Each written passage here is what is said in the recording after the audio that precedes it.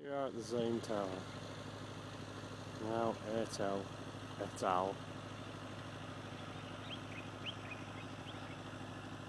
Demo Kagbo is making a farm.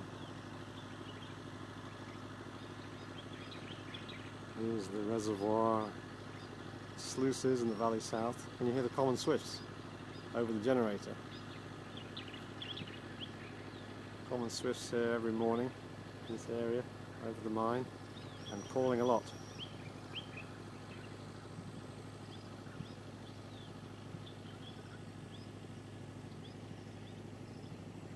We've seen Simbili then into the sun, far away.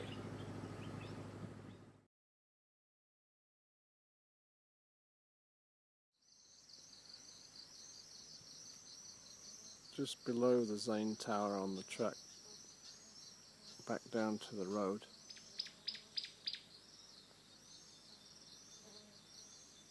Pested by sweat bees. 9:20. I'm looking up to the clearing of Mr. Kagbo's clearing. See the sweat bees? And then there's the Zane Tower. And we go up into the canopy. Zane Tower's beyond.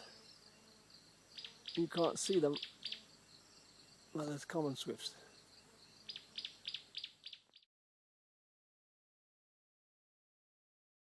The footprint of the project. There's another little toe mark down there where presumably Mr. Kagbo's got another little farm right above the mine sites. And right above the mine village, a little clearing. Nothing compared with the vast burning taking place on the road coming in from Bumbuna, right up into Kagbema Forest, sacred forest. People have lost the will to understand. You see there the clearance in the main valley towards Menekoro and the rail line. Back there's the rail line directly away towards the Pinch Point loop. Then the munitions area, whatever it's called, the little place up there in the far distance. And then the sort of Simbili access to the area of mining operations at the top there of Simbili, coming here to the part that they've really got to work on, removing that top bit there, and across to the northern end of Simbili.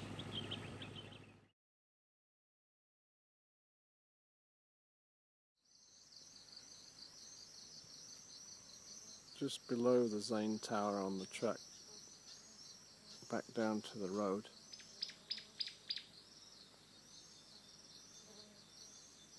Pested by sweat bees. 9:20. I'm looking up to the clearing of Mr. Kagbo's clearing. See the sweat bees? And then there's the Zane Tower. And we go up into the canopy. Zane Tower's beyond. You can't see them, but there's common swifts.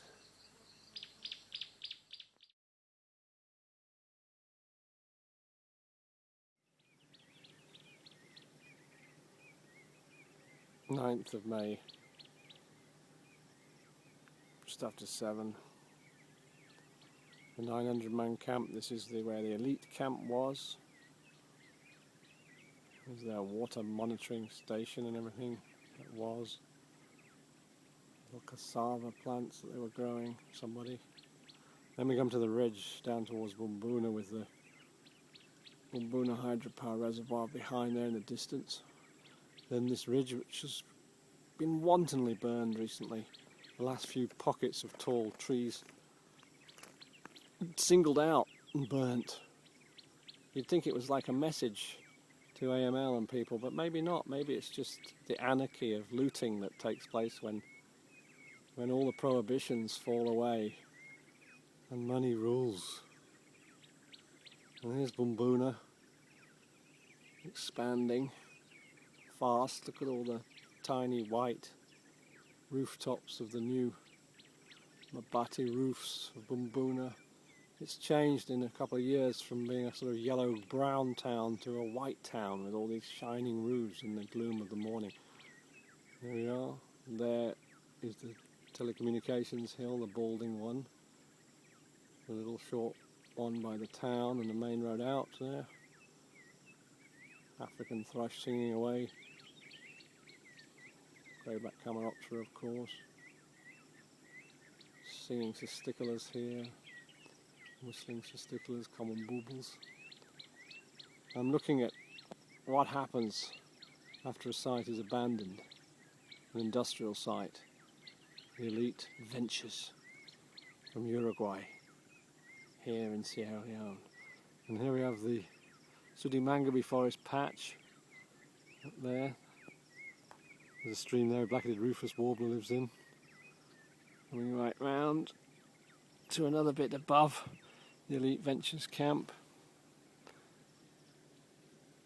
Clearance by big machines, plant on plant, as you might say. The triumph of plant over plant.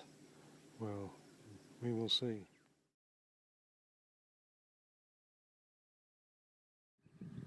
Above the elite ventures clearance, looking at the 900-man development down to the water retention area, Hawks water retention area. There, along the ridge line, separates this area from the main access road between Bumbuna and the mine site. It's beyond that ridge line, the valley between us, between that ridge line and the Bumbuna hydropower project, which you can see there in the distance, the reservoir, at about half capacity, I would say. And then we're panning through the access roads to that. And then the Bumbuna Valley, the northern and western extremities of the Bumbuna Valley. And then we have pioneer shrubs growing on the slopes. Are they growing from rootstock? I think that's probably what they're growing from. Bulldozed fragmented rootstock, and again here you can see them bulldozed fragmented rootstock regenerating after maybe less than a year.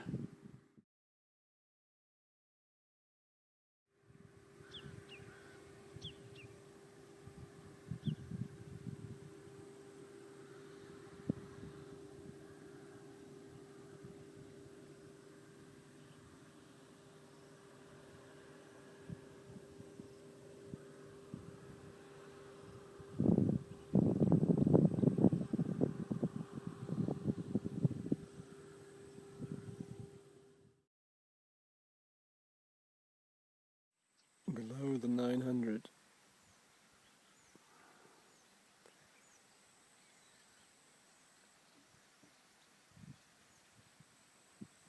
Looking at riparian stream, note the black flies.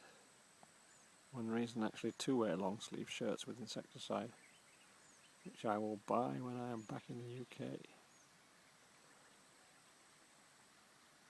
That's the riparian.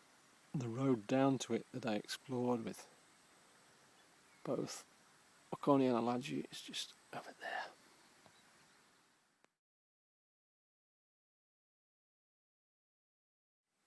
It's a very interesting area because you have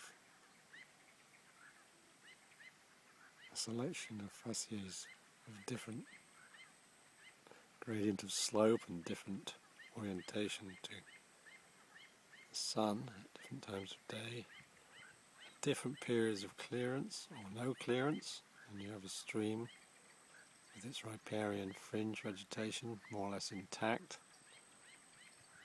and a good vantage point.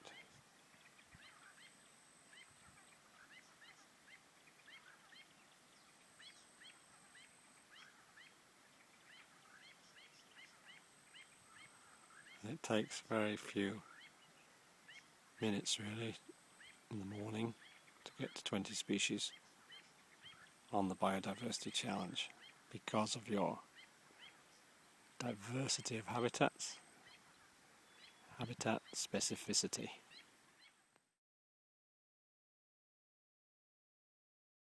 May the 10th.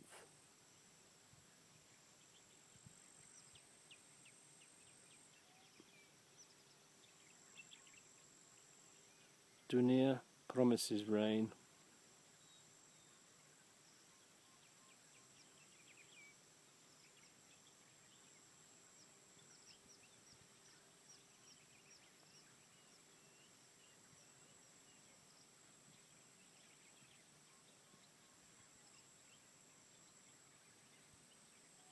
At every location at which you work in this ecological investigation assessment business, at each location you have to grow fond of the place you are. Get to know its intricacies. In effect, to love it, warts and all, in order to see how it works, to feel how it restores itself to health, how it weathers the changes of time. Always changing with the weathering.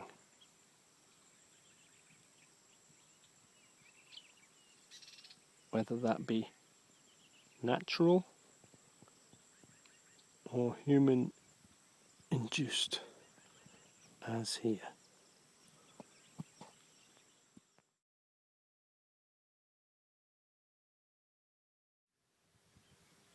"900-man camp, migrant observation centre." Here's this lovely smooth slope. Wonder how long that'll last. Here's where the valley, Eagle Stream, goes from south-north to southeast-northwest. Down over there towards Boner in the valley below.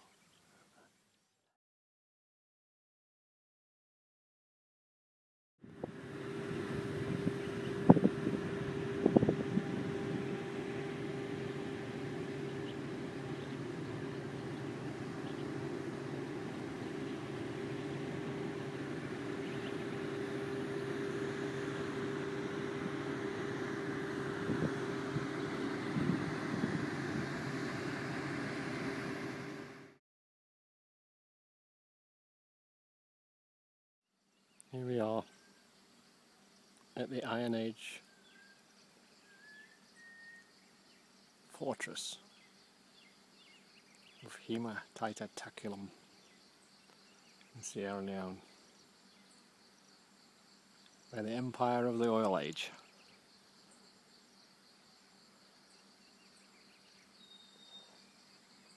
Indirectly conserves an area that once was forest, and maybe stays here long enough to allow a little area to go against the tide and become forest once again. But it's an up and downhill struggle, and this is the 900-man camp, currently 198 occupants or so.